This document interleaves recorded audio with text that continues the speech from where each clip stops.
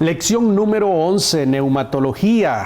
Hemos llegado al final de nuestro curso, aunque usted no lo crea, esta es la última lección. Y después de todo este estudio, usted tiene una visión panorámica de las grandes verdades del texto sagrado, las grandes verdades que la Iglesia ha creído, ha sostenido desde el principio. Y en esta ocasión vamos a hablar de la neumatología. Letra A, introducción. Punto número 1, concepto. Neumatología, de la palabra griega neuma, espíritu, y evidentemente logos, es el estudio de todo lo relacionado al Espíritu Santo, a la obra del Espíritu Santo, y eso es exactamente lo que vamos a estudiar en esta lección. Número 2, el Espíritu Santo en la Biblia. El Espíritu Santo, como usualmente nosotros lo vemos en el Nuevo Testamento, creemos que es algo que surge en el Nuevo Testamento, en ninguna manera. Evidentemente leemos el libro de los Hechos, dice, y el Espíritu Santo descendió y hubo una gran manifestación el día de Pentecostés. Pero cuando nosotros leemos el Antiguo Testamento vamos a ver también manifestaciones del Espíritu y vamos a ver obras del Espíritu. Hay una serie de versículos, hay una serie de pasajes que nos hablan y nos dan testimonio de esto. Yo voy a invitarles a que usted estudie en su libro todo eso. Ahí citamos los pasajes, citamos las historias sobre la obra del Espíritu Santo en el Antiguo Testamento. En el Nuevo Testamento no tiene mayor dificultad porque a partir del libro de los Hechos usted va a ver cualquier cantidad de cosas. Letra B, el trabajo del Espíritu Santo. Punto número 1, el trabajo del Espíritu Santo en el mundo. El Espíritu Santo ejerce en el mundo actual una función controladora. A pesar de la violencia, es decir, las guerras, las muertes, los desastres ecológicos de la naturaleza, a pesar de todos los flagelos que nos abaten, que nos agobian, el Espíritu Santo está trabajando, controla todas estas situaciones, es decir, que Dios tiene la sartén por el mango. Cuando dice la Biblia, yo soy el alfa, yo soy la omega, significa que las decisiones las toma Él. El reino de las tinieblas tiene un controlador. No es al final todo lo que Él quiere. Le voy a poner un ejemplo bíblico para que usted entienda la dimensión de la función controladora. Cuando Satanás hace acto de presencia ante Dios en el caso de Job, y Dios le habla de Job y le da permiso, decreto permisivo, haz esto con Job, pero esto no lo vas a hacer. Entonces le pone un límite y controla su función. El Espíritu Santo controla las cosas, vigila que todas las cosas son como Dios las ha establecido y así son. Así que todo lo que ocurre en el planeta es porque Dios permite que así sea, y algunas otras cosas Él las hace directamente. Esos son los decretos ejecutivos y los decretos permisivos. Número 2, el trabajo del Espíritu Santo en la regeneración. Esto sí quiero dejarlo suficientemente claro. Por más que usted, voy a usar una palabra interesante, se desgalille en el púlpito. Vaya, se lo voy a poner de una forma diferente. Por más que usted use la retórica, la elocuencia, haga alarde de la ciencia de la homilética y conjugue todos los verbos de la manera más correcta y elocuente, no sirve absolutamente de nada si el Espíritu Santo no hace esa obra de convencer al ser humano de juicio, de pecado y de justicia. Es decir, que lo que hace que el corazón del hombre sea transformado, que la mente sea cambiada, es precisamente ese acto del Espíritu Santo, que cuando uno predica la palabra de Dios, el Espíritu Santo entonces hace mella en el espíritu, en el alma del ser humano que está recibiendo aquella palabra. Por eso dice que la fe viene por el oír y el oír viene por la palabra de Dios, y esa palabra tiene un poder intrínseco. De ahí que a través de ella es que el Espíritu opera para convencer al individuo de que se arrepienta. Entonces ahí tenemos la regeneración, que es el acto en el cual el ser humano adquiere vida una vida nueva. Y esto solamente ocurre, repito, a través de la obra del Espíritu Santo. Letra C, morada y bautismo del Espíritu Santo. Número 1, hablemos de la morada del Espíritu Santo. Amigo mío, la Biblia dice en la epístola a los Efesios que el Espíritu de Dios habita por la fe en nuestros corazones. La morada del Espíritu Santo es el hombre. Ahora, tengo que reconocer que hay dos teologías aquí.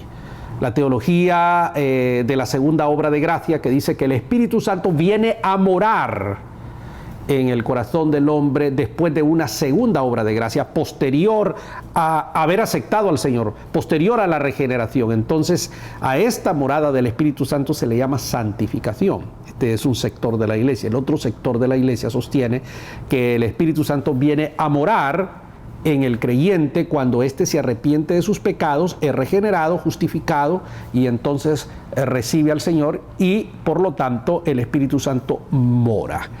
Otra vez, lo que hemos venido repitiendo casi desde el principio, esta es una doctrina periférica, no una doctrina pétrea. Un sector importante de la iglesia cree que el Espíritu Santo es morada en el momento que uno cree, y otro sector cree que es posterior, y a ese acto ellos le llaman la santificación del alma, y es un acto de purificación que Dios hace posterior a la regeneración. Usted pues lea las Escrituras y adopte la postura que considere que se acerca más al texto sagrado. Letra D, dones y fruto del Espíritu Santo. Hablemos de los dones del Espíritu Santo. Los dones son regalos, viene de la palabra carisma, don, carismata, dones del Espíritu, y hay cualquier cantidad de dones. Ahora, hay 4 pasajes en el texto donde se nos presentan los dones: Primera de Corintios 12, Romanos 12, en Efesios, y un pasaje en Primera de Pedro. Ahí se enumeran una serie de dones. En el libro usted los va a ver clasificados en un cuadro, etc. Pero realmente los dones sirven para que el individuo pueda usarlos y edificar el cuerpo de Cristo, que es la iglesia. Ahora, ¿será que esos dones que aparecen en el texto sagrado son todos los dones? En realidad, amigo mío, no necesariamente. Dios le da talentos o dones espirituales al ser humano para que, como dije ya, bendiga y edifique a la iglesia, y no necesariamente aquí se agotaron todos los dones, en ninguna manera, pero sí, básicamente tenemos todo un espectro de dones bastante completo, diría yo, en el texto sagrado. Hay dones espectaculares, por supuesto, que es lo que a la gente más le interesa, porque eso produce visibilidad. Por ejemplo, el don de hacer milagros, el don de sanar y hacer ese tipo de cosas maravillosas, porque eso nos granjea a nosotros reputación, buen nombre y demás. Pero hay un don del Espíritu al que casi nadie le hace caso. Voy a mencionárselo: el de servir. Aunque usted no lo crea, servir es un don del Espíritu, y a veces las personas que sirven son menospreciadas. Son muy apreciadas aquellas que hacen milagro, y si lo hacen por la televisión, mejor todavía, porque lo miran más personas. Pero servir, no muchos están interesados en ese don espiritual. Pero si usted lee la palabra de Dios, dice que el más grande es el que sirve, y que Dios nos da un ejemplo a nosotros de servir y no de ser servido. Así que es importante que nosotros veamos eso. Aparece también ahí el don de lenguas, que en su momento fue un don que causó cierta controversia, especialmente cuando surge el pentecostalismo a principios del siglo XX. Pero es un don del Espíritu, hay una serie de reglas que regula esto. Aquí la iglesia está dividida, unos piensan una cosa, otros piensan otro sobre ese don. Pero otra vez entendamos que al existir ese tipo de posturas, estamos frente a un don periférico, es decir, ante una doctrina periférica, no necesariamente pétrea. Por lo tanto, vamos a encontrar cristianos extraordinarios, predicadores maravillosos de antaño, que fueron bautistas o presbiterianos y que nunca hablaron en lenguas, pero son hombres auténticos, y otros que sí. Eso es lo maravilloso del cuerpo de Cristo, que hay diversidad y que en el cuerpo de Cristo personas que somos muy diferentes, pero estamos unidos. Esto es muy importante lo que voy a decir, unidos porque tenemos a un mismo Señor, tenemos un mismo Espíritu, tenemos un solo bautismo, y eso es lo que nos une, y sobre todas las cosas el vínculo perfecto que es el amor. Bien, dejo el tema de los dones y paso al número 2, que es el fruto del Espíritu. Los dones, a diferencia de los frutos, es que los dones yo puedo tener 1, puedo tener 2, puedo tener 5 dones.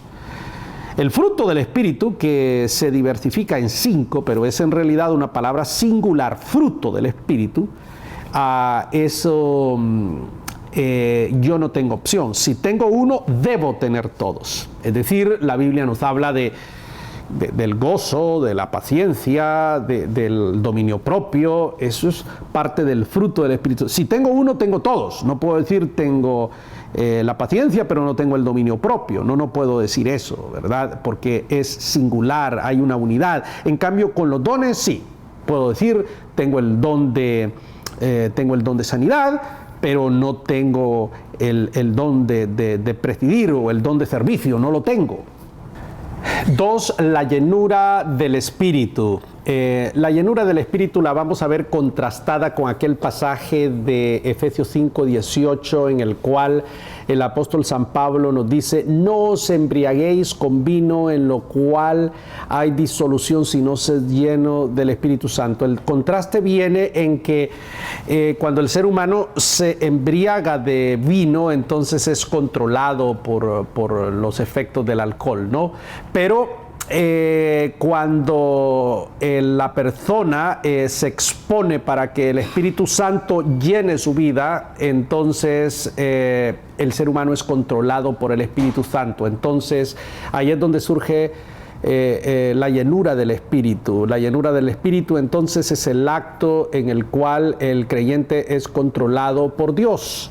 Y esta es responsabilidad del creyente en el sentido de que el creyente debe ser todos aquellos ejercicios espirituales, humanos, desde su perspectiva, para que este control sea eficaz. Cuando nosotros actuamos y cuando nosotros hacemos cosas que nos distancian de esa cercanía, de esa privacidad, de esa intimidad con Dios, entonces es cuando no nos encontramos vacíos, desprovistos, y no estamos llenos del Espíritu Santo, controlados. Es ahí cuando somos tentados, es ahí cuando somos llevados por el enemigo a hacer cosas que no conviene hacer. Entonces, la llenura del Espíritu es algo que depende del cristiano mediante los ejercicios espirituales propios de nuestra fe. Amigo mío, aunque usted no lo crea, hemos terminado este fascinante recorrido, estas 11 lecciones maravillosas que nos han puesto en perspectiva la teología sistemática, este tema que nos ubica y que hemos estudiado verdades fundamentales importantísimas de nuestra fe cristiana.